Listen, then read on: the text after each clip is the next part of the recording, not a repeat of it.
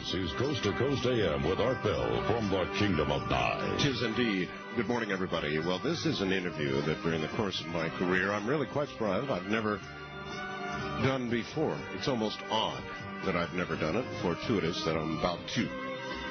I saw, like everybody else, the movie, the Amityville Horror. And isn't it odd that the man involved in that happens to be just over the hill from me in Las Vegas? George Lee Lutz was born and raised on Long Island.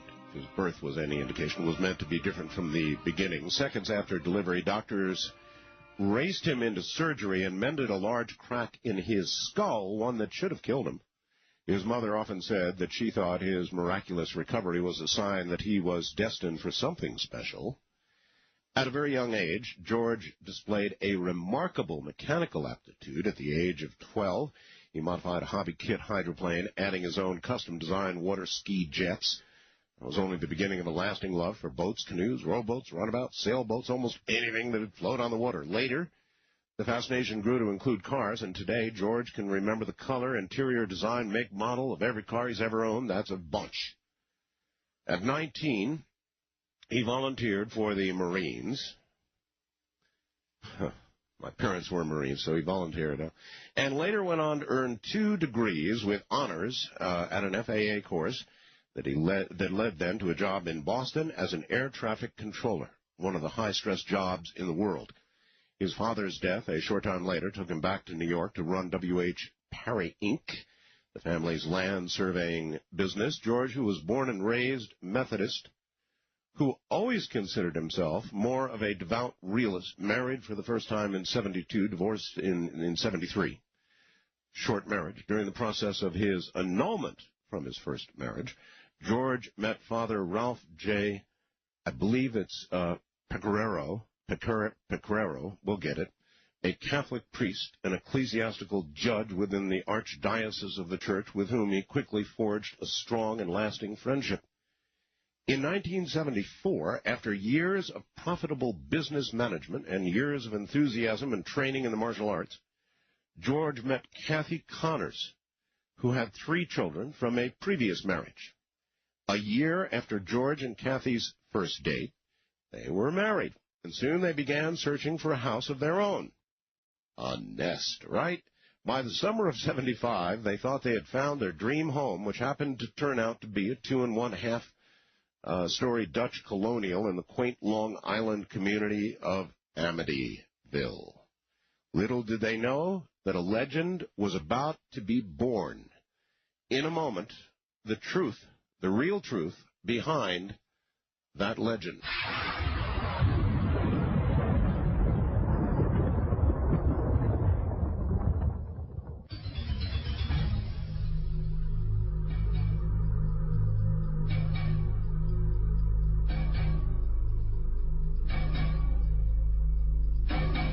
Here from Las Vegas, Nevada, just over the hill, is George Lutz. George? Hi, Art. Hey, welcome to the program. Thank you. God, it's great to have you. George, you're not on a, what kind of phone are you on now? I'm on a hard line. Oh, you're on a hard line. Okay, good. Got a bit of static tonight. Yeah, I hear that. I hope it doesn't get us. All right. What are you doing in Las Vegas, by the way? Right now I'm repairing computers and restoring old cars. Uh-huh. Old cars, your love. It's what I enjoy the most, but I have what's called fibromyalgia, so there are times when I just can't do the work. I understand. Well, all right, George, maybe we'll investigate the possibility of another line or another telephone. It was good. I wonder what happened. I'm not sure. Yeah, that's odd. There's no other phone line open, is there? No, not in this house. All right, let me try this and reset this and see if that helps. All right, anyway, George, it's hard to even know where to start, except all my life, I saw the movie, and all my life I've been hearing about Amityville, and in fact, a man that I interviewed, who's now passed away, of course, Father Malachi Martin, said to me in the course of an interview that the Amityville house was one of the most haunted places in all of America. This was a live interview you did with him? It certainly was. Yes. So I assume hundreds of thousands, if not millions of people heard this. Oh, absolutely, sure. Yeah, absolutely. Of course.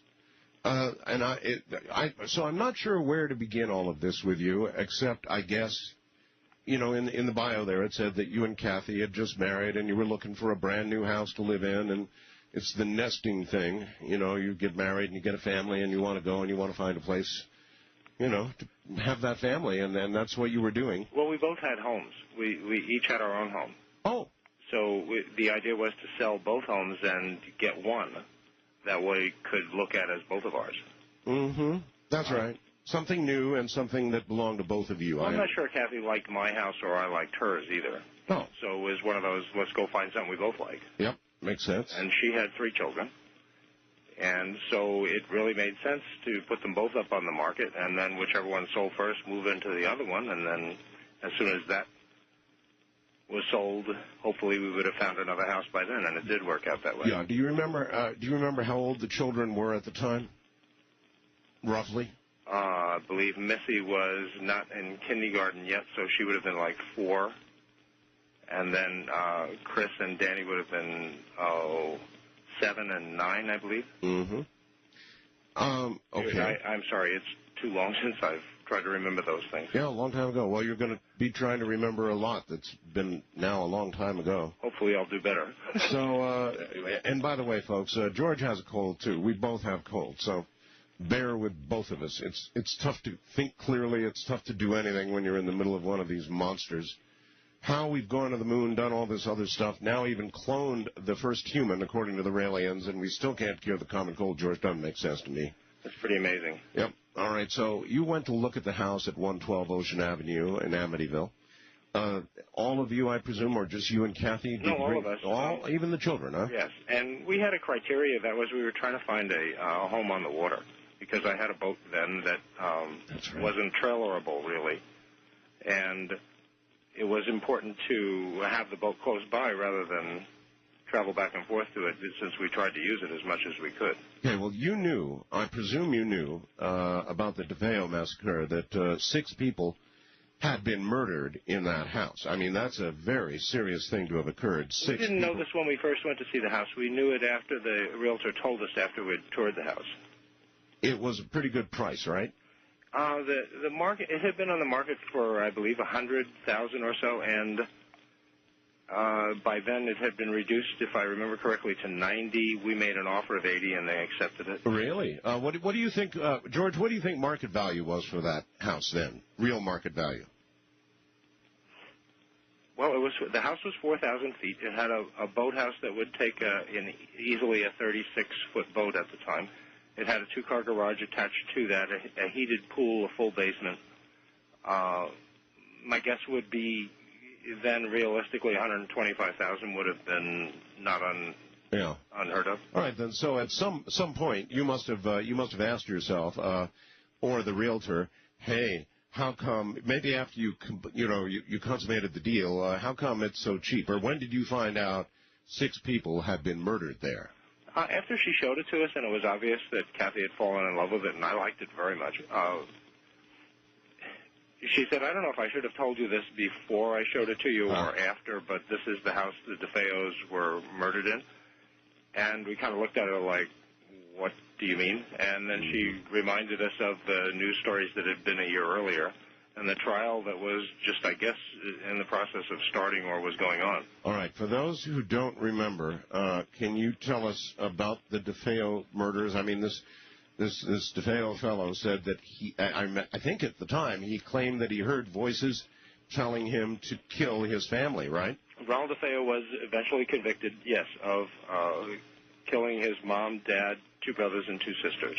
And for that, he's serving what? While they were in the sleep, and while they were asleep. Went around with a shotgun and dispatched them, I think? It was a Marlin 36 caliber rifle. Yeah, okay, and he's now serving, I think, 6 consecutive life terms, supposedly with no possibility for parole, but a hearing comes up every year or so. I imagine the house had been cleaned up. There was no sign of the massacre that had occurred there. Oh, no, nothing like that. The house showed like any house would. And, George, you're looking at it, and you're looking at the water thinking, oh, my God, yes, right? Oh, Yeah, we weren't looking for an $80,000 or $90,000 or $100,000 house, but we were certainly in the $60,000 to $70,000 range when we considered we had two homes that sold for over $40,000 each. Yeah. And just the fees on keeping our boat in a marina back then really made the difference very well as far as the money went. And I had a successful business. It had been my grandfather's and my father's, so it wasn't something that well, I'll put it this way. We went to one bank, got qualified there, and got the mortgage right away. Didn't have to go around and shop for a mortgage or apply anywhere else. That's interesting. We walked in with a little over $20,000 down, so we ended up with a $60,000 mortgage. Did the family, you must have sat down with the family, family conference at some point. Look, this horrible thing happened here. Can you handle that fact? Do you love the house? Do you still want to move in? Oh, sure. We asked the kids, Art, if if this was going to bother them, because if there was going to be an issue with them, then we would have certainly walked on considering the house. And they were all fine with it. Was there anything at that point? I mean, none of the children, nor Kathy, nor anybody said, look, what if it's haunted or anything like that? I mean, that never really even entered your psyche, or did you even consider that? Not considered in that way, no. No. It was, look, you're going to have the same bedrooms that these kids had and they were killed here. Is that going to be a problem? That kind of thing. We asked them, and we talked about it at length as a family. It wasn't a snap decision by any means. We went back and saw the house a number of times. One time, Kathy and I even went down in my boat to see it from the water, see if we could find it. Mm-hmm. South Shore isn't always the easiest thing to get up into the little rivers and whatever and find a house along there. Did you and Kathy have enough from the sale of your other houses to afford the $20,000, the down payment? Oh, yeah, sure. Okay. Are you a religious person, George? That means something different to everybody. Back then, I think absolutely not. I believed in the Lord's Prayer, that kind of thing. I was a non-practicing Methodist. Okay. But today, what I believe is my own personal beliefs, and there are some things that I believe are pretty unshakable and have been proven to be so over the last 25 years. And Kathy? Very. I would consider Kathy very religious. Okay. Kathy has a ministry that feeds thousands of people in Phoenix every year, homeless people. Then you met this, and you're going to have to help me with his name. Father Ralph, is it Pecoraro? Father Ralph Pecoraro. Pecoraro, okay. When did you come in contact with him, and under what circumstance? He was an ecclesiastical judge. He sat in the diocesan office for the Catholic Church there in Rockville Center as a judge, ruling on various cases that came subject to church law for the Catholic Church. Mm-hmm. My first wife that she had applied for an annulment meant that I had the opportunity to go in and be interviewed if I wished about that annulment process. And I didn't understand it at the time, and so I went down and met with him. He called me and invited me in to do that. I really didn't think it was a necessary thing. I really didn't care whether she got an annulment or not. I wasn't really sure that an annulment was proper, but end result is that's how I met him. Okay. What kind of man was he? Extraordinary. In what sense? He read and spoke 9 languages, had an equivalent degree a law degree from Oxford.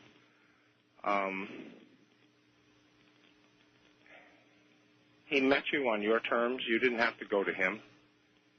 He was friendly and smart, and he took his time to explain things to me, why it was important that this annulment be granted and what the conditions the church considered it to be properly so. But more than that, I didn't realize at the time that there was something unusual about him in the sense that he's an ecclesiastical judge. I just figured that was his job. Mm-hmm. I realized the kind of degrees he had or the intellect involved in doing such a job or how you get to do that.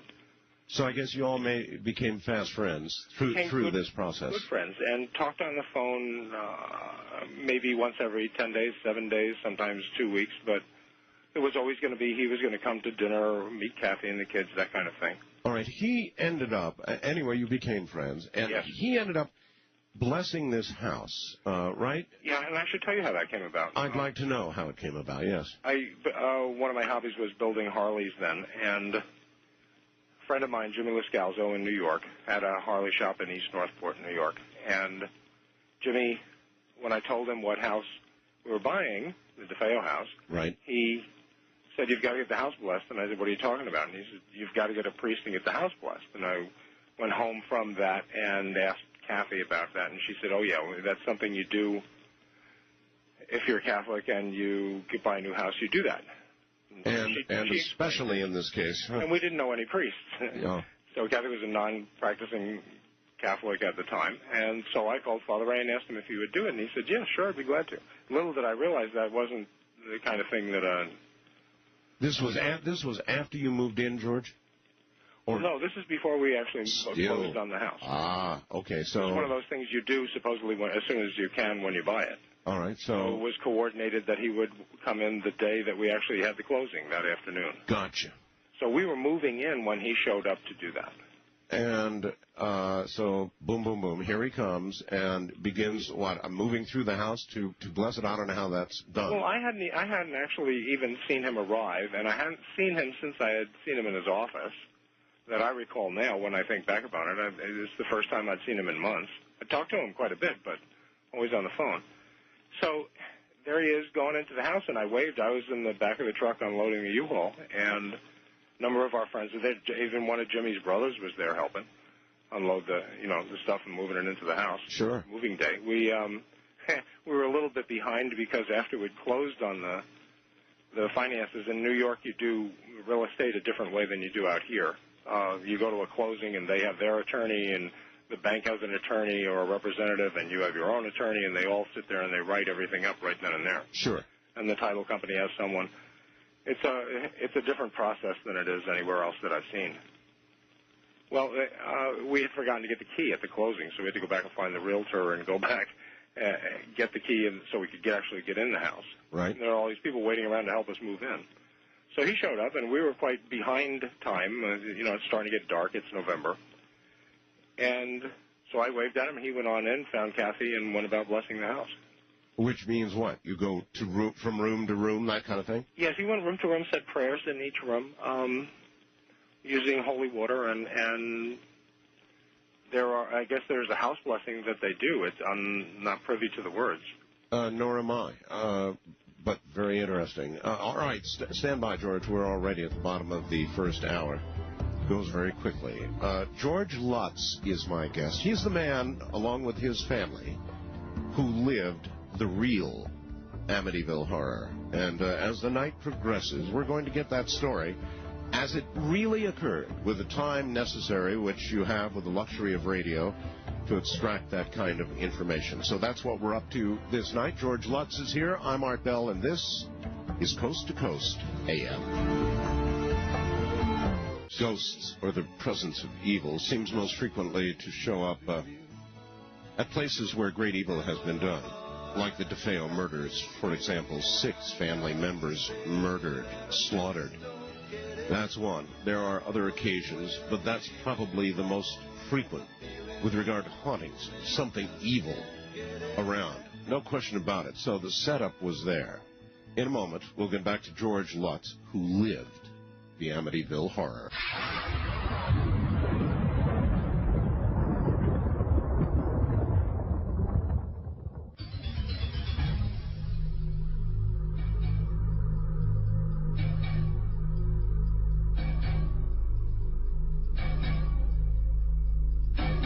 Once again, from over the hill in Las Vegas, here is George Lutz. George, okay, so I guess we'll call him Father Ray. Yes. Blessed the house, went room to room, blessed the house, and then came back and told you what?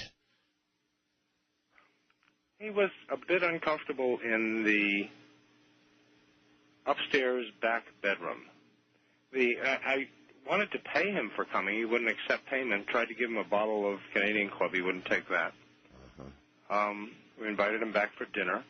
He stopped and just said, he asked us what we were going to use one bedroom floor, which was on the second floor in the back, and that was evidently the bedroom where the two boys had been murdered. So he told you not to use the second floor sewing room? I've got a little echo. Let me try to get rid of that. He told you not to use the second floor sewing room at all, or as a bedroom, or what? Kathy explained she was going to use it as a sewing room, and that he said was fine. There was something about the room that made him uncomfortable, and he managed to communicate that to us without any alarm or anything. I really don't know how to explain this other than he asked what we were going to use the room for. He said he felt a little bit uncomfortable there, and that's basically what he said. And so you didn't really probe and want to know the exact whys and wherefores of the warning? No, he wasn't forthcoming with it. It was like he wanted to leave, and we weren't going to use it as a bedroom, so it wasn't an issue. All right. It was a strange thing for him to say, but it was like, okay, you have to leave, and that's all you're going to tell us. Obviously, thanks for coming. Good night, and see you later. Really? Yeah. We invited him back another time, to come back for dinner, and he said he would, and that was it. All right. I've got somebody else here who had impressions of the house, who's on the line I'd like to bring on. Mary Pasquarella was the lead psychic who investigated the house along with Ed and Lorraine Warren. I've interviewed them in March of '76. Mary is a professional psychic and time walker who picked up on some truly terrifying things when she visited your home. She said the case had a profound effect on her. It was the first time she had ever encountered something she could only describe as pure evil. Pure evil. Art, I don't know that she's ever been interviewed about this. Well, she is going to be now. Mary, welcome to the program. Well, good evening, Lee, and how are you? Hi, Mary. Hey, honey. How are you? Where are you, Mary? I'm in Pennsylvania. In Pennsylvania. Yeah. So you've never been interviewed in this fashion before about what happened? No, we had a strange arrangement with that. I'm very private about things that I do, and it was just something that I wasn't comfortable doing. You are private because I'm pretty familiar in this field, Mary, and I'm not familiar with you. So you obviously are very private. Anyway, you went into the house at the behest of Ed and Lorraine Warren. I've interviewed them. And what happened? Can you, in your own words, what happened? We went in at a time when the North Carolina team was out there from Duke. And I had not met Lee. When I go any place, I always say, don't tell me anything about the house. And Ed called me one night and said, I have a case I'd like you to investigate, and what is your impression? And I said, I see a White House with a fan window. And he said, okay, don't say anything else. Right. And yet we'll get in the car and go. And when we arrived there, there was a team there, and we could not go in. And they went up and got pizza, and I stayed in the car. And then I walked out to the back of the house because I like to get feelings of things. Yes. And when I got into the back, I had heard water, and so I saw a pool. I thought, well, that's it. There's the pool, there's the water, and discharged that. But while I was in back there, I usually say I'm Catholic, and I usually say some prayers before I go into a house. So it was my quiet time, and I looked up into the window in the back of the house, and I saw the face of a young girl looking back out. A young girl. Right, and I knew nothing of the DeFeos. I hadn't met Lee. George. Either one works, Mary. Well, you're Lee to me. So I had not met the family. But because children were involved, and I'm a proverbial mother, I was only interested in doing the house because there were children involved in the house. Of course. So I looked up and I saw the face in the window. It later became, it was the sewing room, I believe, that was the upstairs window looking out. That would be the one Father Ray talked about. Right. And at that time, we hadn't been in the house. When you enter this house, it's very deceptive. When I first went into the house, I said to Ed, these people are really weird. We're not even going to think about this. This house is beautiful. And the house was beautiful. The Lutzes had decorated the house. So you walked in, and it was a beautiful home. And you it gave you no feeling, no sensation of anything other than a house. That comes much later. All right, but at some point. When I went upstairs to, the first thing that we did when we went in is there's a dining room to the right-hand side, and that had a table that had dishes and things. Later we cleared some of that.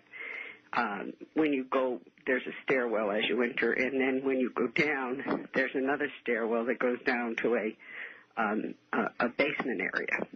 When you get into the basement area, there's a little laundry room off to your right-hand side of the stairs. And then I looked to the left, and there was this large game room. And the game room had a pool table and family things where a family would enjoy themselves. Sure. In front of you, there was a little door, and it was into a small, like a cold cellar. You know, the old houses that had like a little root cellar. Oh, yes. Yeah. So you open the door and you go into a root cellar. I never could really go into that room because it had an odor to it. Oh. Now, you have to understand that I was under the impression that the house, it had nothing there. But I investigate the house to see, because I walk time, to see what possibly could have affected it to cause people to be affected by the house. And so we got to the laundry room, had some clothes that were on the floor. So I'm Mrs. Clean by nature, and I picked up the clothes and threw them in and washed them, figuring maybe if there was an odor there, it might be the clothing themselves. So, because it was definitely like a dirty sock smell or something had soiled. A foul odor. Yeah, like just an odor. And I'm one of these people that is very fussy and very clean, and if there's a smell, I'll either find the source, and as a psychic, if you say a refrigerator's in the air, I better be able to put my hand under it, or otherwise I'm not going to believe that there's a refrigerator in the air. You know, you have to use logic. Well, I know that sock smell. My mom told me my socks could march the way to the washer by themselves. when I was about 13 or 12, it was awful. Well, I'll tell you, the Lutzes were impeccably clean, and the house was absolutely gorgeous. I mean, what they lost, I'll never be able to replace. That was for sure afterwards when you sit down. And the reality is that there has to be something that drove them away, because there was more truth in that house as you got to know it. Well, I know the finances of all this, and the people who say this is some kind of farce or hoax are full of it, because the money thing doesn't add up in any way you look at it, either before, during, or after. None of it makes any sense unless. No, because that house had to have his possessions alone.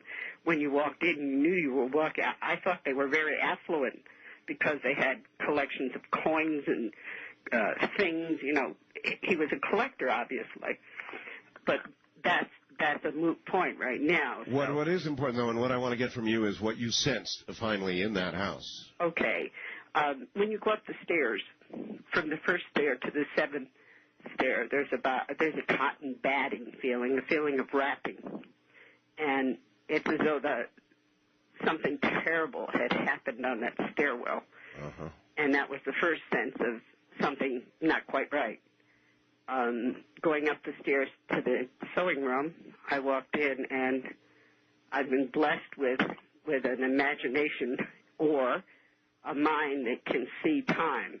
And there was a young woman in there, I'd say 15 or 16, with long brown hair and parted in the middle. And if you remember those little moo-moo dresses, they had the paisley things. Yes. And she was crying. And one of my jobs is, if you see something that's misplaced, you try to place it back. So I started to say some prayers and said, go to the white light, because I knew that then I thought that was what the haunting was. And so I said, go to the white light. And at that point in time, it was as though the house did not want that soul released. And you started to feel pressures and anger. And then when you walk out to the hallway, I felt that I had given her the white light and she had gone, in my mind. But there was evil, real evil in that house? Mary? Absolutely. Absolutely. After the investigation, there was I could never go to the third floor. When you walk down the hall on the right-hand side, there's a stairwell. Well, I'm not allowed sometimes to do things because I'm one of these people that still believe in B&B and the Tooth Fairy and things like that, and so I'm not good with evil or bad things. I don't think many of us have confronted pure evil directly. Father Malachi Martin spoke of it many times, and I still, even the concept of evil as an entity, as a pure thing, it will stand the hair on the back of my neck straight up, and I have a sense, but that's all. I've never confronted it directly, and nor do I wish to. Well, neither had I, and I had a group of friends. I worked for the Diocese in Bridgeport at that time, and I had a school, and I had 4 priest friends, and whenever I went anywhere, they always gave me holy water and borrowed one of their Bibles and a cross and brought it with me just as a kind of a protection for myself. Because you never know. If you don't, people don't understand that if there's good, there's evil. Yeah, I understand that. You just don't touch it as frequently. And because we're locked in a clock time, we don't walk the perimeters. Yes. The one thing that I did know about that house was it was not the original house. I used to be an artist, and I can, in my mind, blueprints will form, and I kind of sense when something's real or not real. And the thing that I knew immediately, without having met Lee, was that this was a man that was protecting his children and his home. It had nothing. I don't even think he believed in us as psychic investigators. I mean, not truly. I think his main concern was the amount of money that he invested in the home. Of course. And his children. Yeah, that's the real world. But bottom line, Mary, in your investigation, there was no question in your mind you had encountered in that house pure evil. Pure evil. We had Channel 5 that was doing a seance, and I was to be the lead psychic in that. We had gotten to the point where the house had began to affect me. And I had gotten up on the stairs, and I called down to Ed, and I said, Ed, I'm as sick as a dog. Well, I had this little room upstairs. I believe it was Missy's bedroom. Yes. And that was my haven. I could go there and feel perfectly safe. Perfectly safe. So I said to Ed, I'm going to lay down in the bed for a little while because it was either that I hadn't slept or whatever. And so I began to say my prayers, and I was saying the Our Father. And as I was saying the Our Father, I looked out of the door, and there was a young man that was with me taping. And I looked out of the door, and as I was saying the Our Father, there was a group of figures standing outside of the door saying the Our Father backward. I thought, excuse me, but that doesn't sit well with me. I'm also a stubborn person that says, don't threaten me because I'll stand up and my fists go up. And Mary, is there any question in your mind that DeFeo souls were trapped in that home? I didn't know about the DeFeos at the time, but I did know. Yeah, I did know that in one of the bedrooms I sensed a young man who was crying as though he had done something really bad.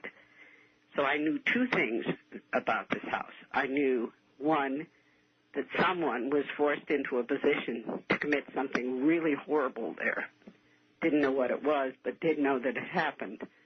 That there was a force or an energy in that house that was subject to taking hold of somebody. And I will say this now, and I'll say it till the day I die, that since we don't know what time is, and time in time is only a fraction of a second, that the energy in that house remains. It may take 100 years of our time, but it will implode again. And that house is purely evil. I took the holy water and threw it outside to the figures. I took the cross and I raised the cross and I said a prayer and I said, God is with me. And I threw it, and did you ever throw water on a fire and you get this kind of a little hissing sound? Yes. Well, that's what the sound was. And the kid that was with me, I thought he was going to faint. But again, that's the house. The house is deceptive. It will take an innocent person, and I believe Kathy was such a sweet and innocent child, a girl, a young woman, and it affected the house. It affected curious children.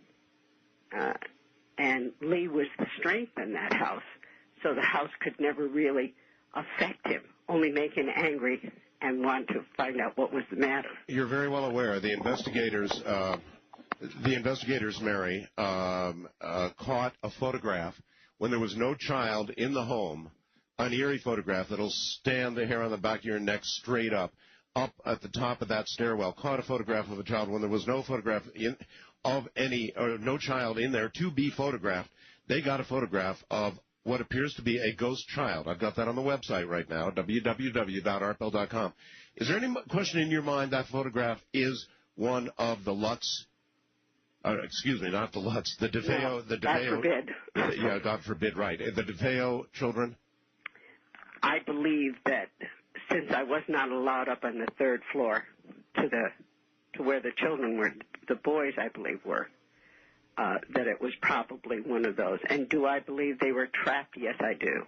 I think that the girl escaped into what may have been another room of haven, and that what Father felt was a presence without being able to be aware that there was a presence there. I mean, us Catholics are trained in a very different way. And, Mary, you believe that house is going to, as you put it, implode again? Absolutely. You get somebody that's very susceptible. Mary, we're out of the thing you walk, time, and I've got to go, but I want to thank you for calling in, and thank you so much. Okay, and I'm on and listening. All right, Mary. Mary Pasquarella, George Lutz is my guest. She walks time. That was some stroll she took in that house. I'm Art Bell. Indeed so. My guest is George Lutz, who lived with his family, the Amityville Horror. Incidentally, I'd like to thank Dan Ferens for helping to make all of this possible and assisting with some of the material from the History Channel's documentaries, which he did on the Amityville Horror. In a moment, we'll get right back to George Lutz.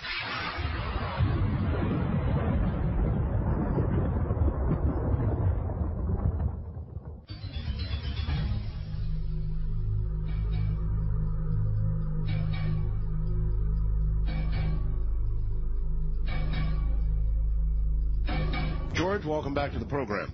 Hi, Art.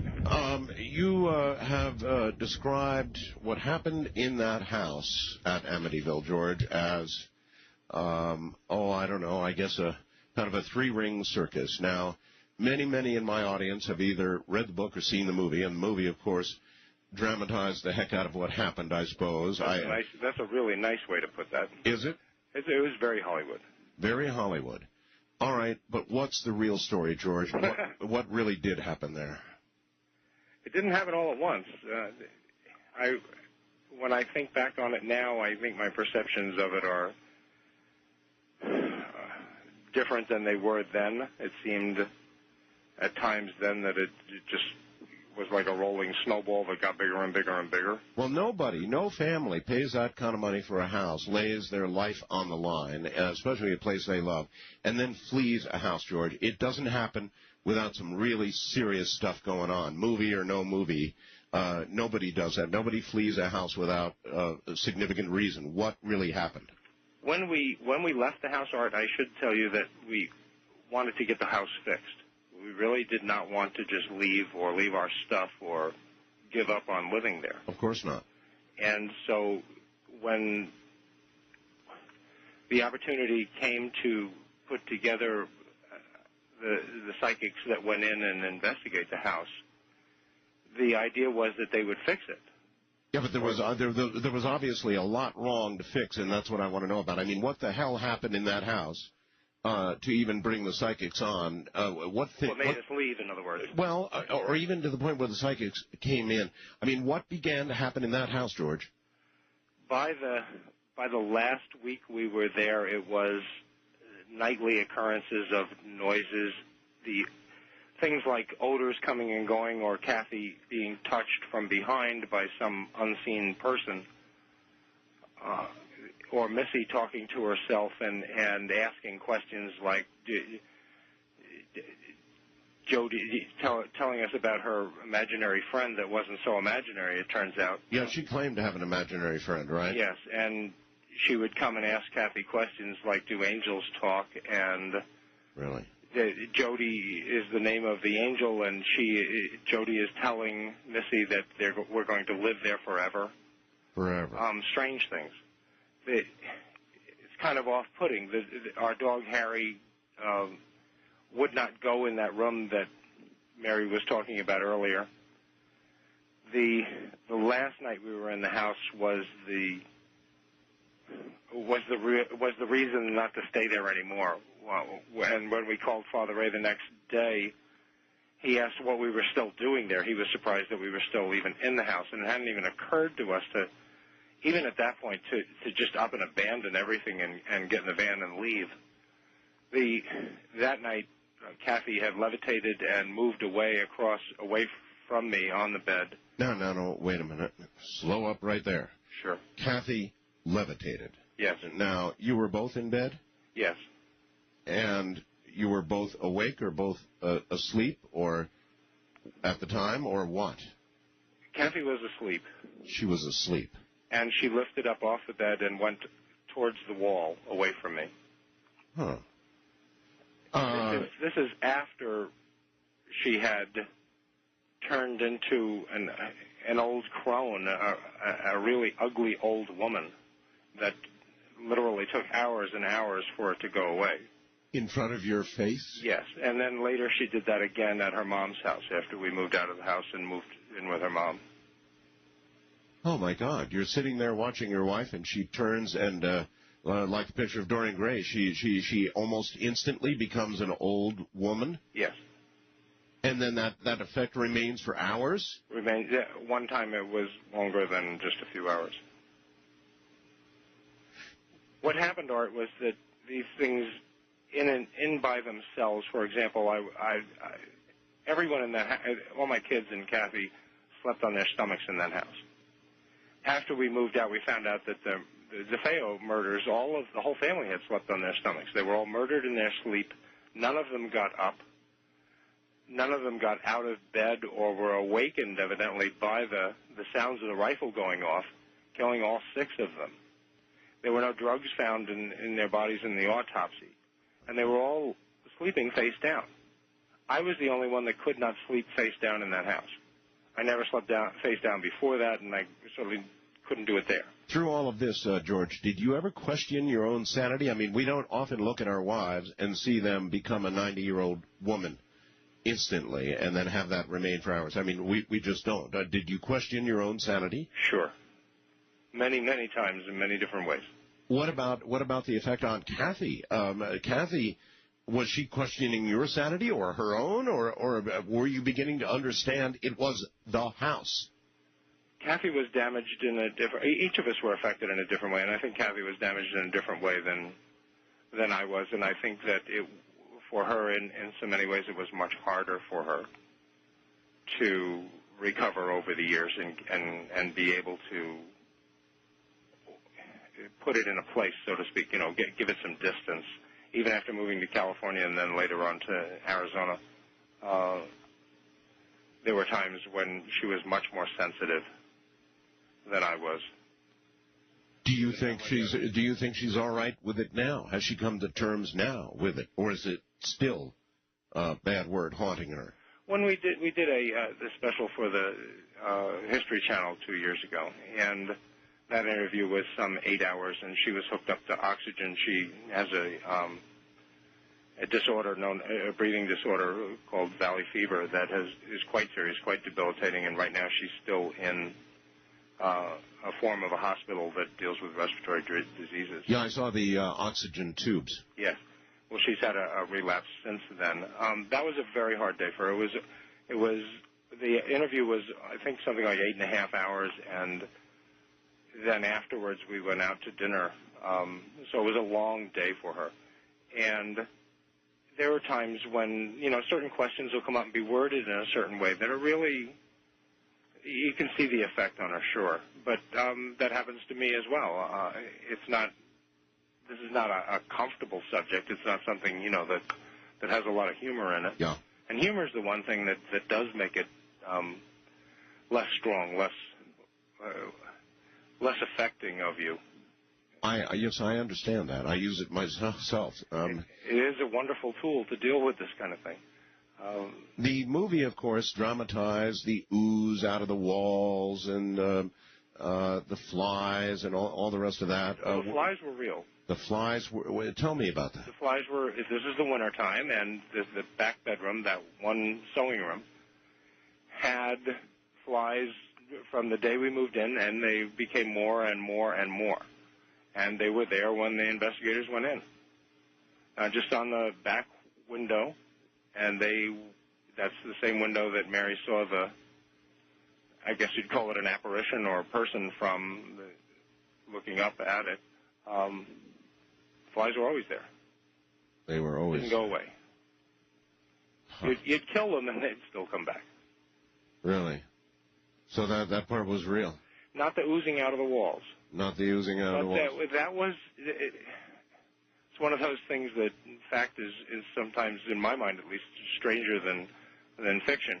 What really happened that I think they tried to draw that from, what really happened in the house was that there were keyholes, old-style doors. The house was built in the 30s, and it had old-style keyholes. I remember them, yes. We had drips that got longer and longer. They were black. They were almost like an epoxy. And the longer we were in the house, the longer the drips came out of certain keyholes in the second and third floor. Oh, so there was some basis in truth. Yes, but not the oozing out of the walls. Not the oozing, but something. And then we would wake up in the morning and we would find this gelatin-like substance going from room to room. And you would think, well, the kids got into Jell-O or somebody did something. But there was no Jell-O in the house at the time, and the kids didn't do that. And it was sticky, and it was there. I mean, it was there for the... So what did you do with this stuff? Just try and clean it up, or what? Well, it was like spots. It wasn't like a big mess of some kind. It trapped from room to room. Uh-huh. Huh. And Kathy would wipe it up. And just move on. So that was occurring every day? No, you couldn't depend on anything. The one thing, thank God, is the lights didn't go out. At no time did they, they would flicker, but they did not go out. They would flicker, though? Yeah. So I guess I see what you mean by a three-ring circus. All of this kind of thing was going on. Well, I'm sorry, I strayed from where I was going before. One of the things was that I would be laying there in bed on my back, and everyone else would be asleep. The house would be quiet, and I'd be getting ready to go to sleep, and I would hear... or I would be already asleep, and I would wake up to a sound of musicians, like, tuning up downstairs. Really? And I would think that a clock radio went off, and it was off the station or something like that. And there is no clock radio down there, but that's the first thing that comes to your mind. You wouldn't know what else it could be. Go down there, and there'd be no noise, and the dog would be asleep right by the front door. Harry was a big black Malamute. He wasn't, he wasn't a shirking little princess. He was a really cool dog, and he was in love with those kids. He was gotten as a tiny puppy.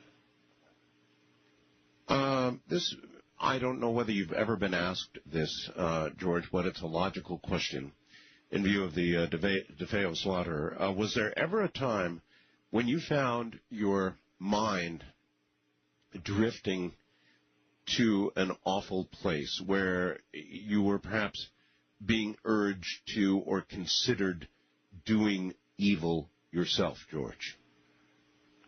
It's not a question I've ever answered in public. Really? Yeah. It's,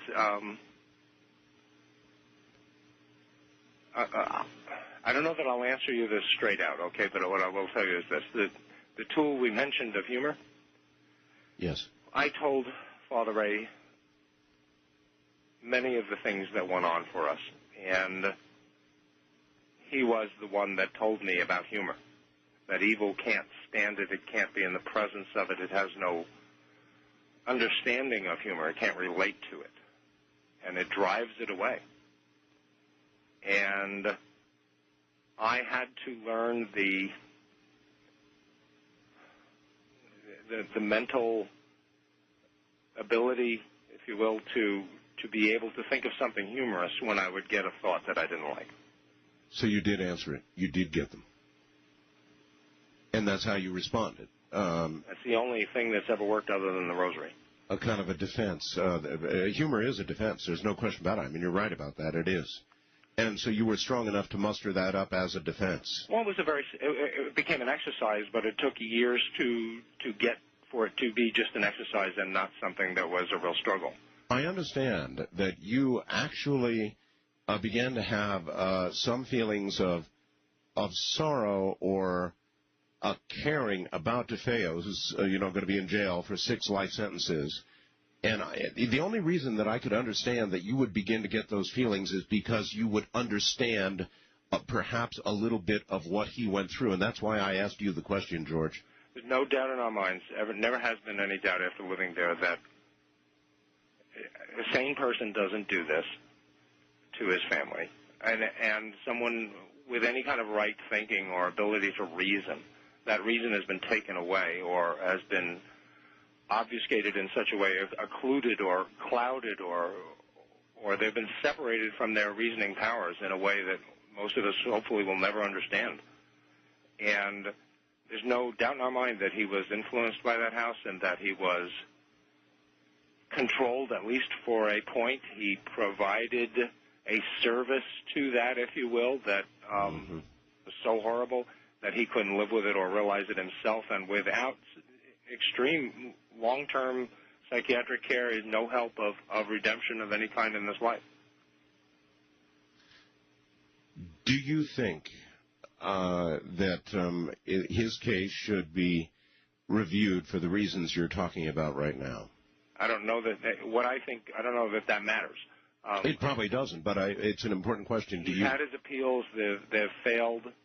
I think that a disservice was done to him terribly years ago, that it wasn't a full-blown insanity plea, that it wasn't appealed on that basis, that it wasn't an absolute that he needed psychiatric care and still does.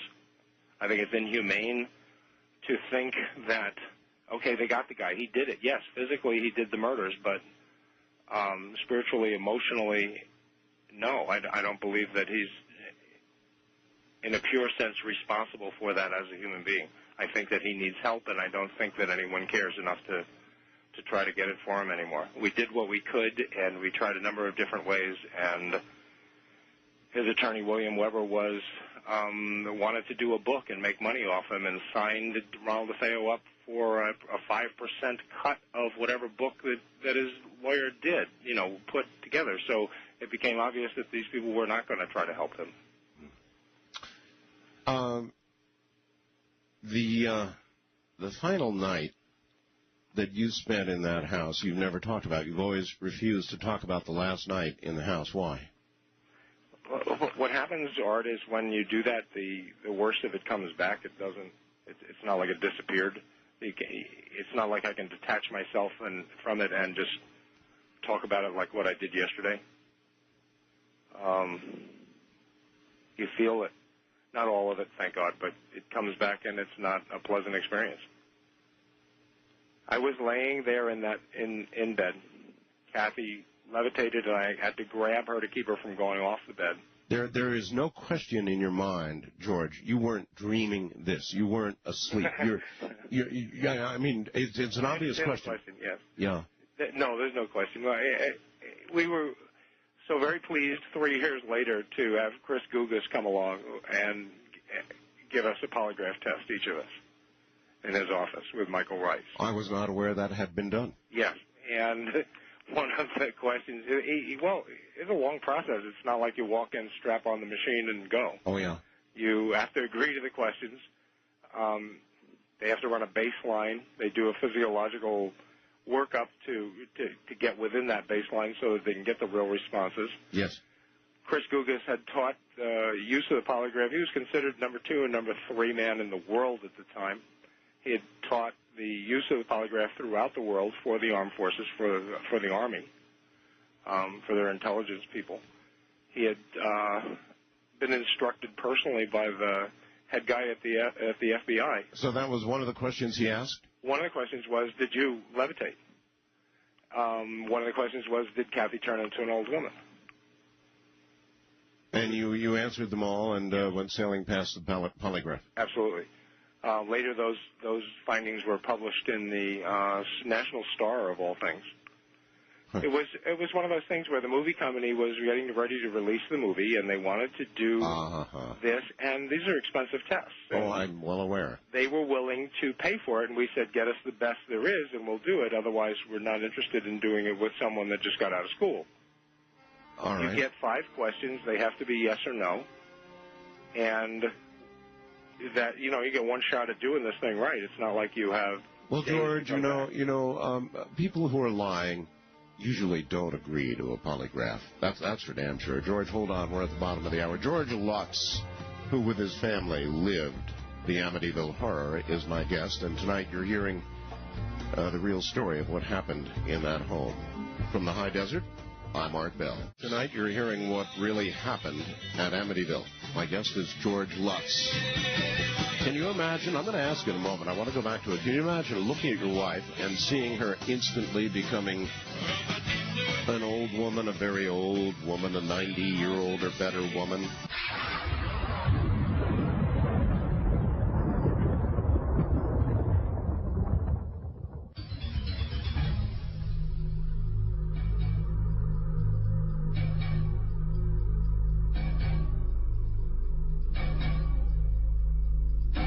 Once again, here's George Lutz. George, when you saw Kathy become a 90-year-old woman or better suddenly, I can't even imagine what would have gone through your mind. I mean, it would have been like, out of this house now, gone. I'm out of here, running out of here, actually. But to see that happen to your wife, apparently more than once? Yes. Yeah, more than once. I mean, what went through your mind? Aside from questioning your own sanity, once you realized this really was going on, what did you think was happening? What occurs to me to answer you right now is that I'm thinking, how do we fix this? What caused this? But not putting it together with the house as such. Did you think you were seeing your wife as an old woman, or did you think you were seeing something else? I had watched the transformation, so I knew it was her. I wasn't going all kinds of other places, I don't think, in my mind. It's so long ago now, Art, for me to try to tell you exactly what I was thinking then. I couldn't do it. It wouldn't be right. I'd be making something up that wouldn't. Yeah, don't do that. What went through my mind then? I know the main thing was, how do we fix this? What caused this? That's the obvious stuff. All right. Well, obviously, aside... There's a revulsion that I remember feeling also. I mean, this is not a pleasant thing. Yeah, of course not. And seeing somebody levitate in the air. But I don't know that you put it to the house. I can understand. I mean, you love that house. You were trying, I'm sure, in your own mind, to think of anything else other than the house. Absolutely. When the odors occurred in the basement, you go looking for broken pipes or leaks. Absolutely. When you have noises, you go trying to look for the cause of them. would be sitting in the kitchen at night, and the kids would be asleep, and you'd hear someone upstairs walking around. So you'd go up, and you'd find all the kids asleep in bed. So you'd come back down, and a couple nights later, you'd have some people over, and they would hear the same thing. Then you would know you weren't crazy, and then you would know that something's going on that you don't really understand. But that doesn't mean you just get up and leave your house. Aside from having a priest in, you and Kathy tried to bless the house on your own, right? Yes, we did, twice. What happened? We were told it didn't work. We heard this chorus of voices, as it's been described, asking us to stop blessing the house. We went around and opened a window in each room. Mm-hmm. A friend of ours, and when I said earlier that you have people over and they hear the same thing, well, in the process of that, a fellow by the name of Bill Newcomb had come over and, excuse me for just a moment, I have to cough. I understand. I've been doing it nonstop here for days. What a cold. Yeah. And he had a similar problem in his house when he was in a house that evidently was haunted. And he said, you go around, you do the house blessing yourself. You go around, you open a window in each room, you say the Lord's Prayer, you tell whatever's there to leave, and then you close the window. Well, that seemed like a reasonable solution, especially since here was someone that it had worked for. And he had heard the footsteps, and he knew the kids were asleep. So we did that. My son Danny's hands were caught in the window in the sewing room, and they were flattened. His hands were down. Oh, my God. And the window had flattened the hands, and immediate reaction is we got to go to the hospital, and we start to get ready to go. And what happened? This window of its apparent own accord came slamming down on his hands? Yes. And didn't just slam down, was mushed in such a way that his hands were actually deformed. They were flat. Huh. So we get ready to go to the hospital, and then and he's screaming. Yeah. And everybody's running around getting their coats and getting him downstairs and trying to calm him down. It was pretty much impossible. And you go to leave and look at his hands, and he's fine. What? It didn't occur to us until much later that the house never really wanted us to leave. We would always invite people over. We would have, but we would go out of our way not to leave, not to go out someplace. While we were there, we had enrolled in a reupholstery course at the local high school. That's what these colds do you, folks. I'm sorry. That's all right. And we never went to any of the classes. I mean, Kathy went out and bought the material to recover the dining room set that we had bought from the DeFeo estate. But we never. Yeah, that's right. Just don't go out. Yeah, that's a curious thing. You did buy a number of things from the DeFeo estate from the house, right? Yes. Why did you do that? Just because it was a really good buy, or, I mean, what was the reasoning? Well, let's start with, we had two houses. Not both of us liked each other's furniture. We had garage sales at Kathy's house. We had garage sales at my house. Right. Now we're moving into a 4,000 square foot house, and we've got to fill it up if we can with some stuff. They made us a deal we kind of couldn't sort of refuse. Yeah, gotcha. And they had nice stuff. It wasn't like this was blood spattered or anything. It was, good stuff, yeah. Yeah. The dining room set was extraordinary. The kitchen set was lovely. Some of the dressers that were up in Missy's room were fine. There was no reason not to buy all of that. It was there. Yeah, and really, if you're buying the house and you're walking into that and you know what happened, then what's the difference between that and the furniture or the whatever? Well, the mattresses weren't there, nothing like that. I mean, we had our own beds. It was one of those things that was decided at the closing. What happened at the closing was that they had the people that ran the estate had filled up the oil tank, which was almost another $2,000 in cash that was needed right then and there too. So the actual cash out of pocket at the closing, including the furniture and everything, was about $24,000, something like that. Mm-hmm. On the last night that we were in there, I wasn't able to get up out of bed. There was a storm going on as far as we were concerned as a family in the house while we were awake. A storm in the house? No, while we were in the house, there was a storm going on right around outside. Okay. Big storm. Later, it has been said that there was no storm there. Well, we know what we experienced, and as far as we're concerned, there was an incredible storm that night. The boys' beds were being lifted up and slammed down overhead of me, but I could not get up out of bed to go up and deal with that or stop it or see what was going on. What about Kathy? That's when Kathy was levitating and moving away from me and turning into an old woman. Kathy was mostly asleep that night. Well, I had brought Harry, our dog, up and tied him to the master bedroom doorknob for him to stay there right there. And he kept getting up, walking in circles, throwing up, and then going back to sleep again. When you say you couldn't get up, you say you didn't sleep on your stomach, right? Right. I could not get up out of bed. You literally couldn't move? No, I could not move. And this went on all night long? This went on for most of the night. The bed was soaking wet. And it was from sweat.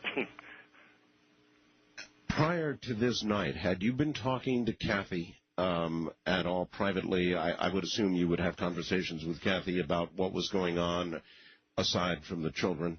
Yes, and she would tell me what Missy would say to her, and the boys were treating each other differently than they had before we moved in. Everyone kind of went to their own spaces at times. For each of us, we learned later it was a different experience at times in the house. It wasn't like we all experienced everything in unison or saw the same things or heard the same things. Well, that's the next question I was going to ask. Do you have any knowledge, George? I asked you about your own state of mind and whether you were perhaps being pushed to do something awful or felt moments of that. I wonder if since you found out that anybody else in the family was being pushed in one way or the other. You'll need to ask me that again a different way if you would. Sorry, I don't want to answer this in a way that I am assuming what you're asking me. Yeah. Are you now aware that anybody else in your family was being affected in a particularly negative way, perhaps to the degree that they might have done something awful? And if you don't want to answer that... No, I'm not aware of that. No, that's not... The boys were little. Unfortunately, in America, we live in a time where little boys have done some pretty awful things. And so, if there really was... If there was evil in that home, George, its effect could have been different on each and every one of you. It was different on each of us, Art, but it wasn't. I don't think of it in those terms. I haven't never considered that was a strong possibility. One of the things we did, going back to your previous question, though, and this will probably help with this, is we tried to talk to Father Ray a number of times. We got phone static, got hung up on, unable to call him from the house. I would go to my office and I'd be able to talk to him and tell him what was going on. We asked him to come back to the house to bless it. The blessing hadn't worked. That when we got through to him the next morning after our last night there, and he asked us why we were still there, that's when it was like slammed home. We got to leave. He's not coming here. He's not going to do anything, and we're not going through any more of this. Well, did he ever break down and actually tell you what he really thought about that house? Obviously, if he said, well, you're still there like that. Yes, he did. And then, but it was after we moved out. Yeah, and what did he say? His words were almost parallel to Father Malachi's in some ways. He said they knew about the house, meaning the Archdiocese, the Catholic Church. Oh. That they knew that there had been things that had gone on when the DeFeos were there. The DeFeos had masses said there, which may have very well triggered what went on for them, just like having the house blessed did for us. When I heard, and I never heard the words myself on your show that Father Malachi said, but when I heard that he said the church knew about this, yes, that was not a surprise to me. It was a surprise that he said it on the air live, because the church has denied and denied and denied the existence of evil in that house at that time. Well, George, Father Martin admitted and said a lot of things that the church, as an organization, would not be willing to. Father Martin was close to a couple of popes. He was way up in the Catholic Church at one point. Father Martin said some things about the Church and the Vatican itself that I'm sure the Vatican would have preferred he not say. But I considered that truly a heroic act. Oh, indeed. When I heard that, because the Church has gone to great lengths in different interviews and at different times to deny that there was any validity to this case, and for him to say that and know it. And I've heard this from other priests privately over the years, but the Church has never, said, look, we knew there was a problem with the DeFeos in that house, and we believe that there's something really wrong there. It's a strange thing, George, when you think about it a little bit. My wife is a non-practicing Catholic. I'm not a Catholic, and I'm not very strictly in a church religious way. That's not me. I think that I certainly believe in a creator and so forth and so on, but I think it's strange, George, that the church itself, which preaches that there is a God and there is a heaven and there is all the rest of it, seems, particularly in modern times, to be in denial about the opposite, about evil, which so obviously to even a halfway rationally thinking person ought to be. If you've got good, there seems to be an opposite to everything, then there's also evil in the world, and the church seems to be in official denial about evil. You agree with that? I think of it in a different way. I'm not going to say that I disagree with you. I understand why you say what you do. I have no idea really why I'm more tolerant maybe than being so quick to condemn the Catholic Church like so many people are right now. I don't know if this is I don't know if it's condemnation. I understand, but look, I'm a divorced Catholic. I can't partake of the sacraments. I became a Catholic after this, voluntarily.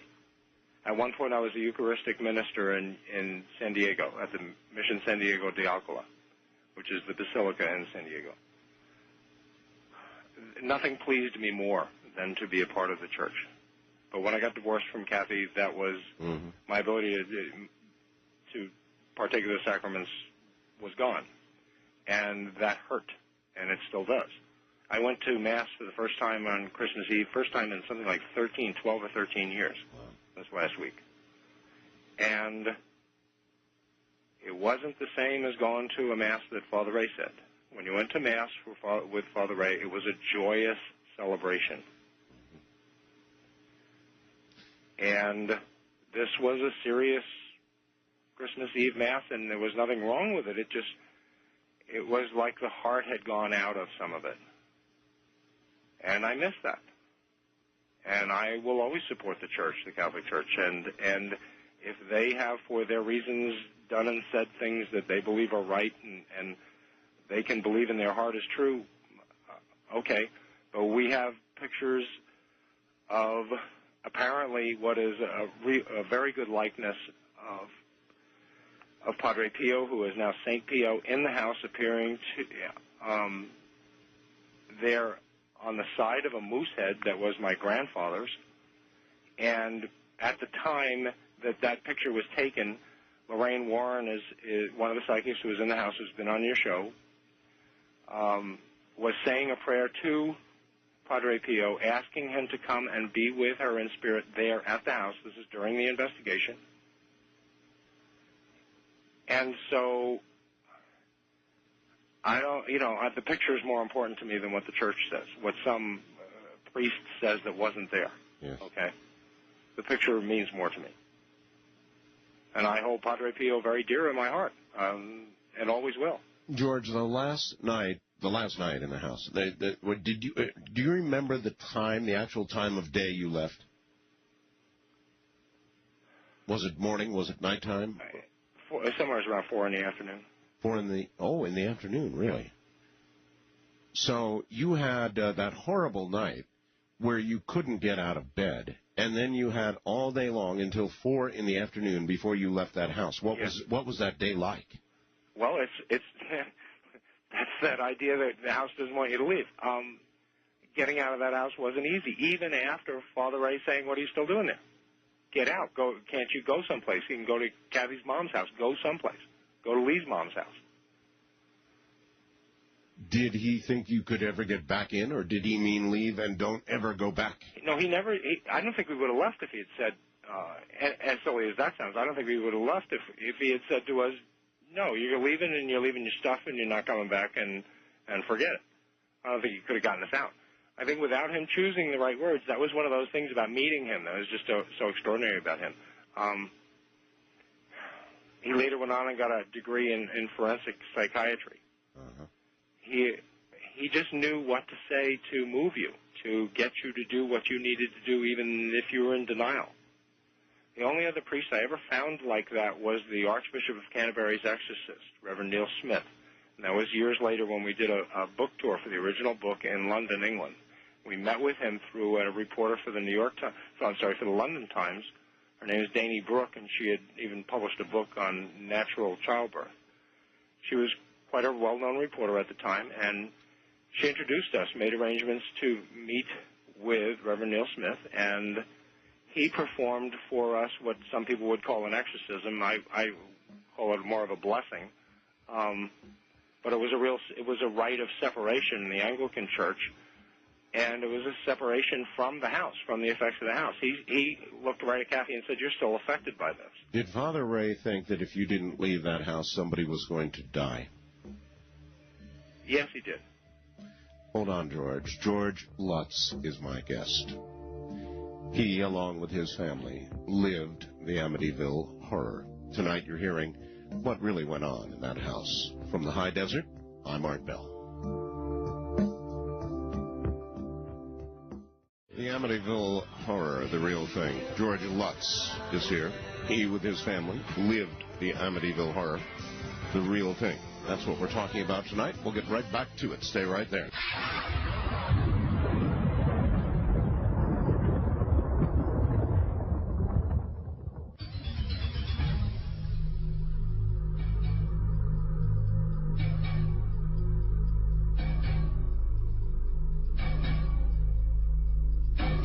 Don't fear the Reaper. I don't fear death, but I do fear evil. There's a big difference, I think. Now, George, I'm going to revisit this again, and I know you've never really answered this publicly when I asked you about your state of mind through this and whether you ever thought that you were perhaps on the edge or even considering, even flitting through your mind that you might do something bad. There was a story that you took your gun. You had a gun. Yes, I'm sorry, I can't get this to go off of speakerphone now, so I'm going to have to talk to you on the speaker. I hope that's... Oh, that's really bad. Let's see, just put it on hold and then pick up the phone. Try that. It didn't work. It didn't work? No, sir. For the whole break, I've been trying to get this to go off a speaker. I was on the speaker so I could make sure I got back here on time. Oh, my goodness. All right. Maybe it's still following you from Amityville. I mean, that shouldn't be. No, this is the first time it's ever happened with this. So I'll tell you what I'm going to do. I'm going to call your number back. Okay, if you hang up on me, then I'll just pick it up and it won't be on speaker. You got it. Okay, sorry about this. That's all right. Maybe something is following us. Who knows? Wait a minute. I don't want to do that. I don't want to do that. Go away. There we go. Well, now isn't that strange? My phone is acting strange, too. Let's try this again. All right. Let's give it a try. This is really weird. You never know. You never know. Sometimes just talking about these things seems to bring them on. I've been concerned about that for years. Let's give it a try here. George, are we back on the phone? Yes, I am. All right. Oh, very good. All right. Let me try again now.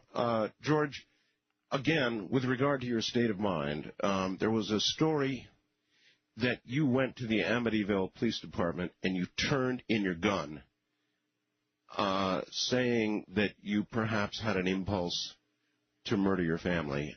Is that a bogus story, or did you turn in your gun?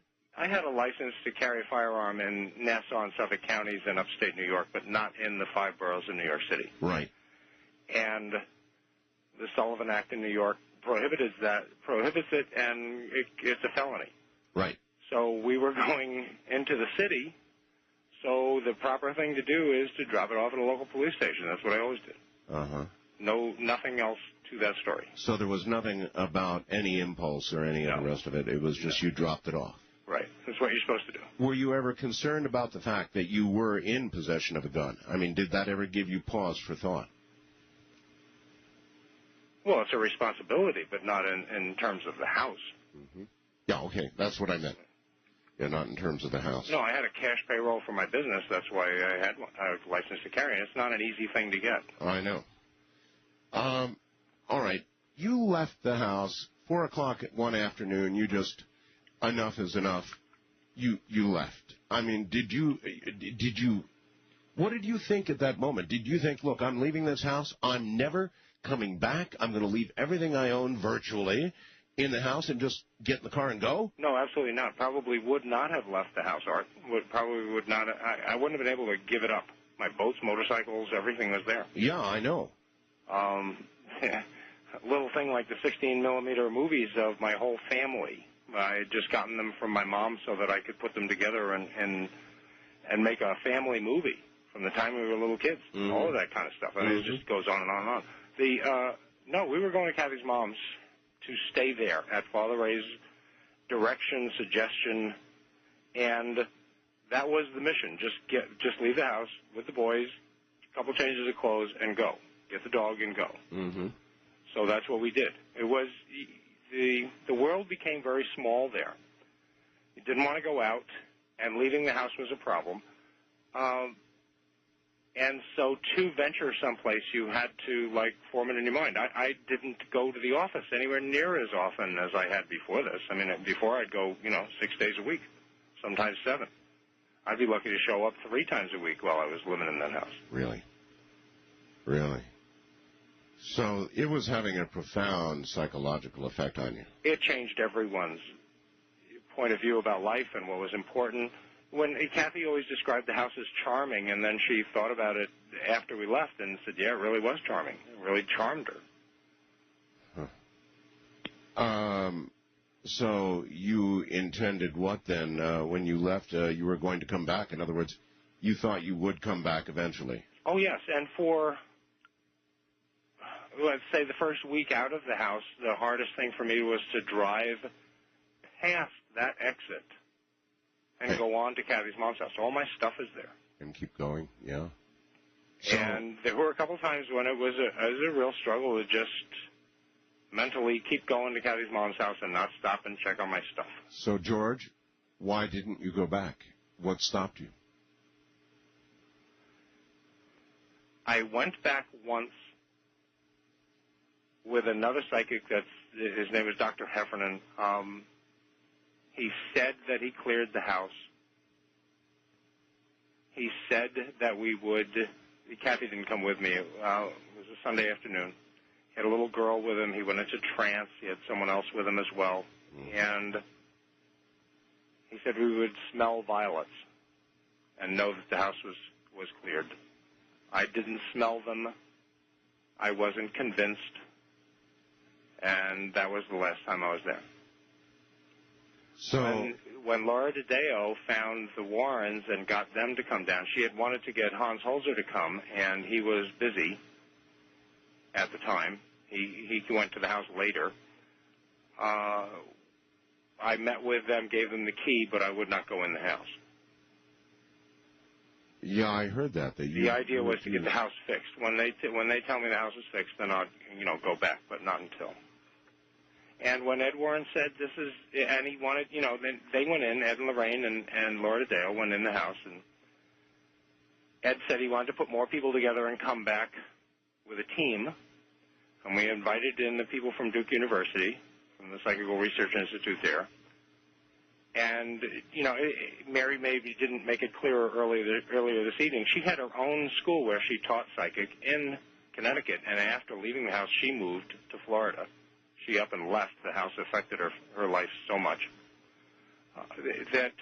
well, they came in with the team, and they all met and gave, you know, they still had the key, and it was like, okay, go do what you're going to do. And when Ed came back afterwards and said, I'm not going back, I can't do this, and you're going to have to get an exorcist to come in and exorcise the house. He's going to have to say Mass in the house, and basically he'll be putting his life on the line to do it.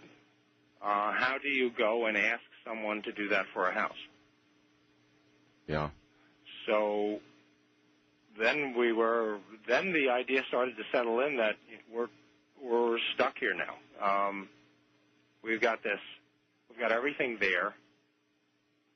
I've still got my business, and we're living in Kathy's mom's house, but life can't continue this way. Was there a profound change when you moved to your relative's house? I mean, was there a profound relief? Was it obviously at that point over, or was something still with you? No, it kept going on. It kept on, but it was different.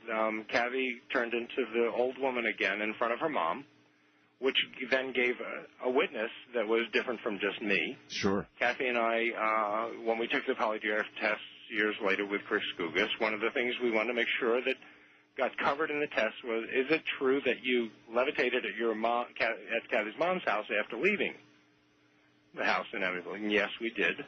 And we levitated together that time, and that was a pleasant experience. That was not scary or frightening. We were talking to each other, and we were in the bedroom. And we shared a little single bed there, a little cot. But that wasn't an unpleasant experience by any means. George, does Kathy still talk about this or not? She did for the History Channel 2 years ago. Right now, even getting up is a real problem for her physically. Mm-hmm. But there's 8 hours of tape that MPH has that we did that interview side by side. So I would have to say yes, of course. When the current owners of that house now say that nothing is going on, that they believe the house is clear and everything's just spiffy and okay, do you buy that? I'm glad that they're able to say that, and I have no reason to think otherwise. I'm not there, haven't been back there in 25 years. Whatever's going on for them is their business. They knew what they were buying when they bought it. Well, by then they certainly did. We gave it back to the bank. Couldn't stomach the idea of selling it to another family. You know, that's another thing that I think the audience should understand. There have been allegations over the years that this was a hoax, that was some big money-making affair on your part. So you lost the house. You had to give the house back to the bank. And while people have made millions, I guess, on the book and the movie and whatever all else has come out about Amityville, the History Channel, I forget, or ABC, I can't recall which one, said, look, the Lutzes may have made a grand total of $300,000, minus, no doubt, attorney's fees and a lot of other stuff. No, so I think the $300,000 would be the spendable after the taxes and all the rest. And even after attorneys. Yeah, sure. Yeah. There have been a number of lawsuits about this over the years. What happened is we moved out in January of '76. We bought it in November, so 28 days later when we moved out, which is like a full cycle of the moon, which I don't know whether that matters or not. But eventually I sold my business. I put it up for sale in the Long Island, in the New York State Surveyor's Civil Engineering magazine, and the first buyer bought it. We wrote up a contract right then and there between the two of us. A couple days later, his attorney and my attorney put it into formal language, transferred ownership. My grandfather had died during that time, and some of his furniture that my mom and my aunts did not want from his house, we got some of that furniture, and I had one motorcycle that I managed to hold on to, and salvage from the whole thing. A couple people went in on Easter Sunday for us and got my grandfather's chest back out, which was just about all that we were able to get out of the house. We donated the food to the Salvation Army, and that was it for that. On Mother's Day of 1976, we landed in San Diego on a plane. We gave the car away. One of the last office cars that I had, gave it to the guy that was at the ticket place where you show up at JFK and said, here's the keys, here's the title. Oh, you don't need it. And you were really cutting all ties, weren't you? Oh, it was gone, yeah, you bet. I had one car still there that we had bought. We got rid of the van because it developed a problem that wouldn't go away. So I had bought a 1973 Thunderbird, a used car that we used, and then I left that at Father Ray's rectory, and we went on out to San Diego. And we got off the plane there, and we had hotel reservations up in Del Mar, and we stayed at the Del Mar Inn for a couple of weeks, and Kathy found a condo for us to rent over in La Jolla, and we stayed there for a while, and then I went back to get the car, and meanwhile Kathy had found a house out in Tierra Santa, and we moved there and rented a house for a couple of years. Mm-hmm. And then eventually we bought a house up in Carlsbad. And at this point, do you think the effect of what had happened to you was gone or still in some way with you? I kind of always looked at it, Art, like it had a half-life. I eventually came to believe that the half-life wasn't necessarily the same as it would have been for something radioactive, but that as time went on, it would go away, it would get less, There were many times when we really made an effort not to blame everything that went wrong in our lives on the house. Yeah. And so we would be asked and we'd say, it appears to be over. It's over. For us, it's gone. And then so many other things would go wrong. I'll give you an example. When we left New York, we didn't have a book contract. We had Weber, DeFeo's attorney, had asked us to sign a book contract with him, and we refused because of all this was a really thick contract, and it was very disturbing.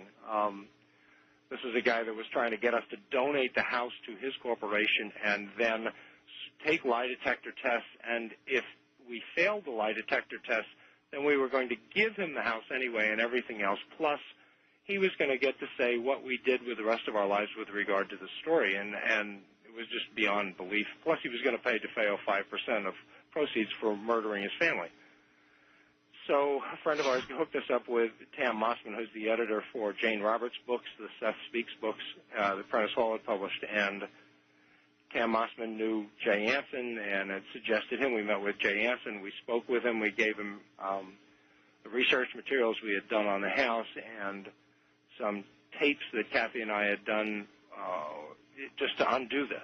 We were sitting around talking about it at Kathy's mom's house afterwards, over the weeks after we had left the house, and said, look, we're not going to sit down and be interviewed about this. You can do what you can from the tapes, and then we'll try to correct whatever you write or help you out with that, but we're just not going to relive this. We've done it once, and we're not doing it again. We did it for the tapes.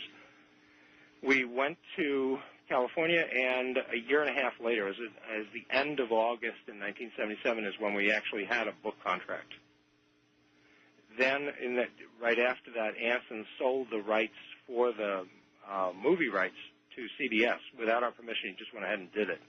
Mm-hmm. And then AIP found out about American International Pictures, and what they did was they went and got the rights from CBS and came to us and said, we're going to make a movie. And we said, how are you going to do that? You don't have our permission to do that, and it's our story.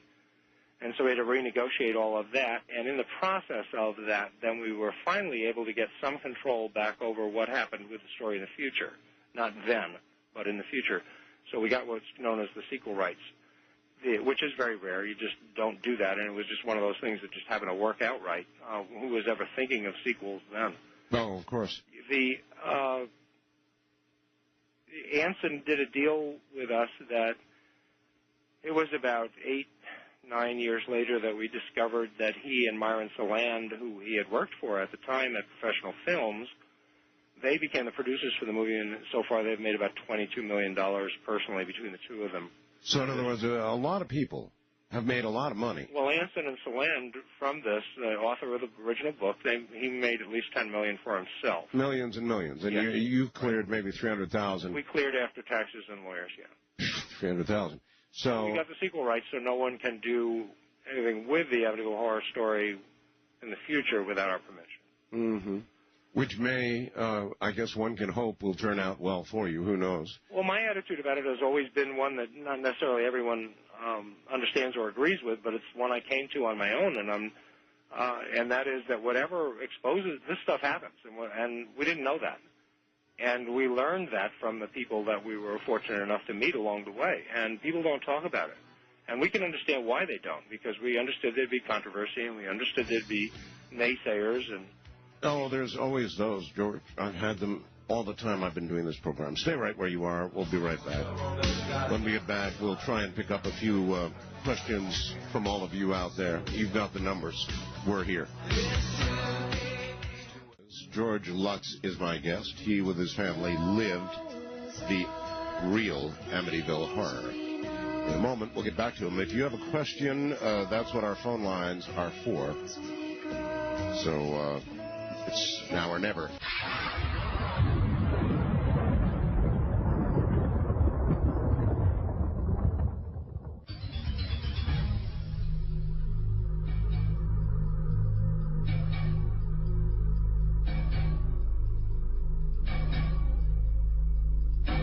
I'm intensely curious about something, George. You contacted me, and you obviously then wanted to do this interview. I wonder why.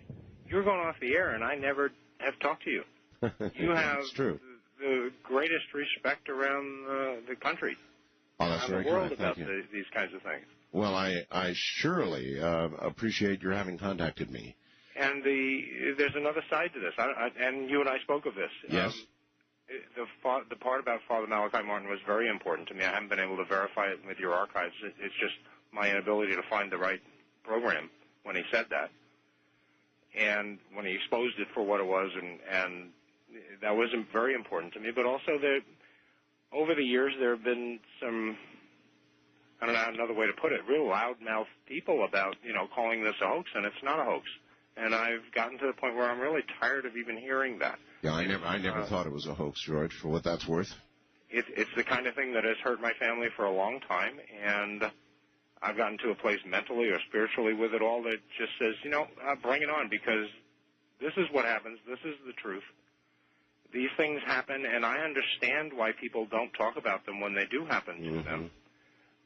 In my own opinion, I would do fiction books based on fact, and factual books, anything at all to expose the existence of this stuff, to get people to read about it and question it. All right. I've got somebody else you might know on the phone.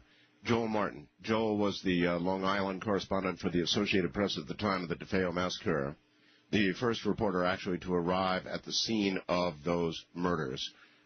Joel, hi. Thank you for getting to us. You're on the air, Joel. Oh, good morning, Art. Good morning. Hi, Joel. Joel. The time to talk to me. Yes. Hello, George. I haven't. You and I have really never met.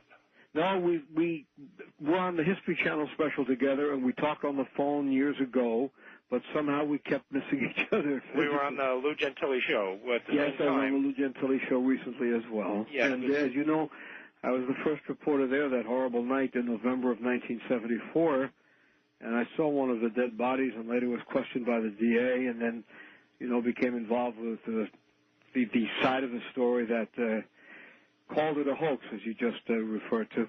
And, had years and years of listening to Stephen Kaplan debate the Webbers and, the Warrens about whether it was true or not.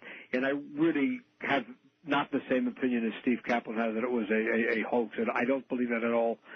What I wanted you to do, I was hopeful, was to clear up some of the questions I had, because when I was there the first night in 74, I never thought the story would continue. Then, 5 years later, I had that exclusive radio interview with Bill Weber, and he contradicted a lot of what you said, or at least, raised doubts about it. Joel, what do you want cleared up? What I'd like cleared up is what George Lutz's opinion is of what Kaplan said, which was counter to what George said, and what Bill Weber said, which took issue with what George said. And I don't want to argue it. I would just love to hear George's opinion, simply because we haven't met to talk about it. All right. George? Actually, you can add a new one to that, someone that calls herself Geraldine DeFeo as well. And I understand, that Keys to the Rockies. Call toll-free 1-800-825-5033. that he interviewed you recently. He met me. He and Geraldine did both meet me. That's right. Did they interview you? Well, they asked questions. Frankly, it wasn't a formal interview where we sat down and they, said, "Well, let's take notes." It wasn't the kind of thing a reporter does. But yeah, they definitely questioned me. And they definitely. And is she someone that you knew back then? Was he? Geraldine. It's interesting about Geraldine. Geraldine claims to be married to Ronnie DeFeo. Yes. Geraldine's physical appearance today, to be kind, is not anywhere near what it looked like back in the 1970s. Now, I don't know what her role was back in the 1970s, but if you ask me, do I recognize a girl who looks something like that back around the time when this happened, yeah, she does look like her. But what she did or what her role was, you would know. And those are the kind of things I was curious about getting answered, since I never believed or I never thought I'd fall into the story, though, so heavily. Did you ever hear back then that she was married to him? Back then? Yes. No. Nothing like that? No. No one ever knew that? No. There was never brought up in the trial, not by Weber, no one? No. So for all practical purposes, in the 70s, she didn't exist? For all practical purposes, there was a girl who looked like that, but in terms of the story she tells, no, I never heard that story in the 70s. I never heard that story until much, much more recently. But, I recall the face, but that doesn't necessarily suggest that what she says is, exactly what happened. Joel, you've obviously followed this story for all these years. Oh, God, yeah. Are you, how do you feel? Do you think something happened in that house that took the Lutzes out of it? Yeah, you know what I think, frankly? I did not have the privilege of interviewing Malachi Martin more than one time, and I know you did many, many times. Yes, I did. Yeah, but I tend to agree with this concept that you mentioned before, and I don't know if you're referring to your own or Malachi Martin's. I've been listening to it since this began. It's fascinating, by the way. I'm thoroughly enjoying it. I think that if you say there's good, you have to say there's evil. Mm-hmm. And I do think that if you fool around with things that you don't understand, you could be fooling around with things that are evil. And do you think that's what happened to the Lutzes? Yeah, absolutely. All right, Joel, thank you. And I'm going to go ahead and disconnect there. Do you want to go ahead and address anything? George, do you want to? Sure, I'd like to deal with what Joel brought up, which was about Stephen Kaplan and William Weber. Yeah, fire away. They're individuals that came to us in different ways. We sought out Weber, found out that he was the attorney for DeFeo, and so we contacted him through a friend of ours, Mimi Vetter, who worked as a receptionist, I believe it was, or an assistant of some kind at his dentist's office. She got a hold of him for us. We talked with him on the phone, told him that we had lived in the house, that we believed we had information that would help get him help of some kind, help get DeFeo help, and we agreed to meet with him. And he came over to Kathy's mom's a couple of Saturdays, and we sat and we talked. At one time he introduced to us a fellow who was supposed to be a criminologist who eventually did an article that was unauthorized that was published in Good Housekeeping magazine, and another one in the New York Mirror, I think it was, in the Sunday News Mirror. Weber is a slick guy. He's the guy that will say what he wants to fit the moment. It became obvious to him when we left for California and had our attorney, Frank Giorgio, notice him formally that our story was ours and we were not going to do a contract with him about a book, and we didn't want anything more to do with that. We weren't interested in dealing with him. And they wrote back and acknowledged that, and then he goes and he gets Paul Hoffman to do this Good Housekeeping article, and Prentice Hall wasn't even going to publish the book after that was done. It wasn't that the article was inaccurate. The problem was that was done without our permission under less than honorable circumstances, to say the least. I mean, this guy was represented to us as a criminologist helping Ronald DeFeo get mental help, and instead he's a writer trying to make money for Weber. Yeah, still, I can't for one second imagine that you would have 2 seconds of interest in helping in any way, or or feeling compassion for DeFeo unless you understood a very profound reason why you should feel that compassion, and that could have only come from your experience in the house. I mean, where else? I mean, and this guy killed that. I mean, he just literally took that possibility of DeFeo not sitting in jail for no, and I shouldn't say no reason, but for no good purpose. I mean, he belongs in jail. Don't misunderstand it, but a mental jail, one where he can get some help. Yeah, I understand, and we're so short on time. First-time caller line, very quickly. You're on the air with George Lutz. Do you have a question? Hello? Going once. Going twice. Go on. Wildcard line, you're on the air with George Lutz. Do you have a question? Art? Yes. Okay. I want to ask him if the proof of this personal proof of evil in his life is resulted in a really a personal proof of goodness. I mean. Oh, yeah, that's a good question. I think we answered it the other way around. But really, George, the fact that you experienced that evil validates the fact there's this good as well, right? Father Ray taught me something very interesting that at first almost sounded sacrilegious in a way. It sounded weird. He said, you know, the thing about prayer is that it makes God say yes when he had said no all along. That answers it, I guess. East of the Rockies, you're on there with George Lutz. Hi. Hi. Do you think that your wife, you mentioned that she looked almost like a crone for yes. once or twice or several times. Do you think, did she realize that change was taking place, or was that just in your eyes that happened? No, she realized it. She could look in the mirror, and when her mom was there, it was worse. Yeah, remember, sir, her mother saw this as well. It wasn't just George. Right? Yes. Okay, thank you. You're welcome. You're very welcome. West of the Rockies, you're on the air with George Lutz. Do you have a question? Yes, hello? Hello. Art Bell, this is my last farewell. I'm a great fan. Thank you. God bless you, and probably the last time I'll be ever talking to you for the rest of my life. So God bless you, and I hope and pray that your back will heal. Thank you. And first and foremost, I heard a rumor that the property has a history of some kind of Indian burial ground or some kind of of that the ground itself was either sacred or it had some kind of Indian connotation. I actually heard a rumor that some Indian artifact or skull even had been found at that property. Is there any truth in any of that, George, that you're aware of?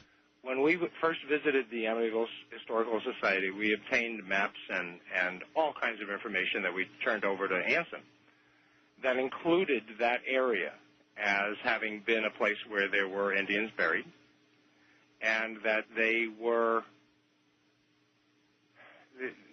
insane. The ones they didn't know what to do with there was even a rumor at the time and printed in some of the stuff in the Historical Society that said they were chained to trees and left to die there.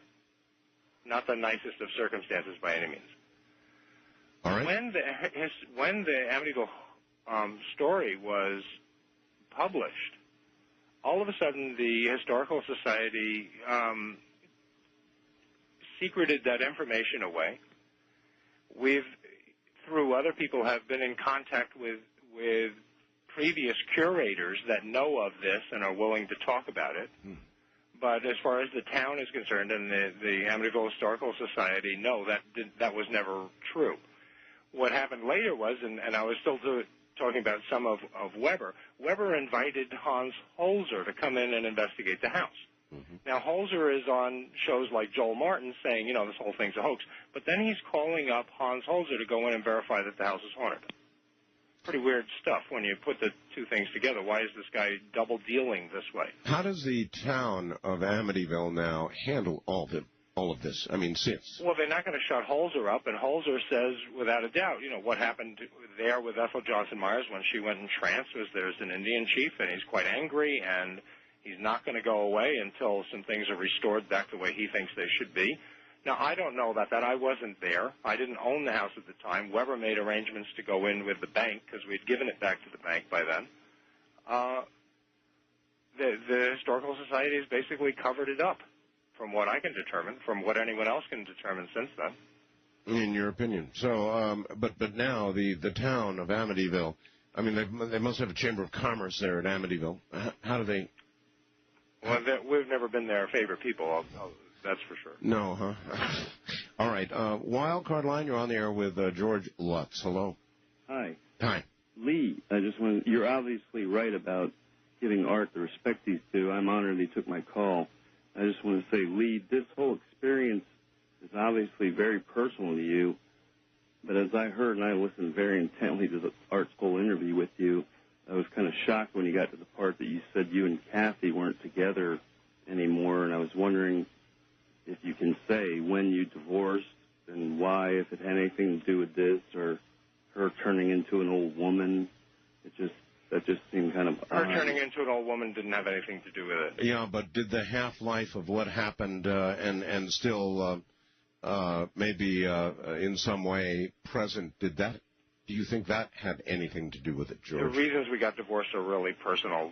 We went in separate directions with regard to our own personal lives and religion. Our main interest, and we still talk, is the kids and of course their lives, and we're both very proud of our kids, all 5 of them, and we went on and had 2 more children after we left. 3 of my daughters today are ministers. Isn't that something?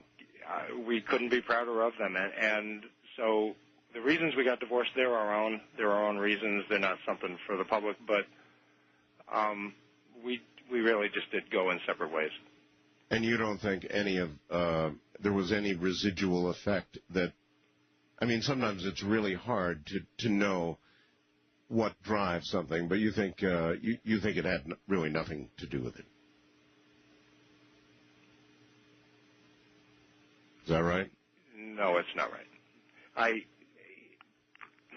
I will say this much. We disagreed about exposing the house, in that my own thoughts are, and my own belief is that whatever exposes what went on there, whatever gets people to talk about this as a real problem that exists in the world, that's shoved under the carpet every moment that it possibly can be, and in all kinds of ways, and with all kinds of confusion, it should be exposed. As far as Kathy is concerned, her point is that she only wants to deal with the nonfiction part and does not believe that fiction also helps to do that. So we differ right there, and that wasn't the reason we got divorced, but when it comes to the house and disagreeing about some things afterwards, then that's part of it. So there's really no part of all this that has not affected your life, is there? Yeah, I guess you could say that. Even through your cold and all that, you've still got a good sense of humor, George. Listen, we're out of time. I really don't know how to thank you for coming and giving me this interview toward the end of my time on the air, permanently anyway. And so, George, thank you. Mark, thank you for having me on. And anyone that's interested in any more that they would like to find out about this, the Lou Gentili show, LouGentili.com, has an archive up for a whole Amityville week that we did earlier this year. So that might help also.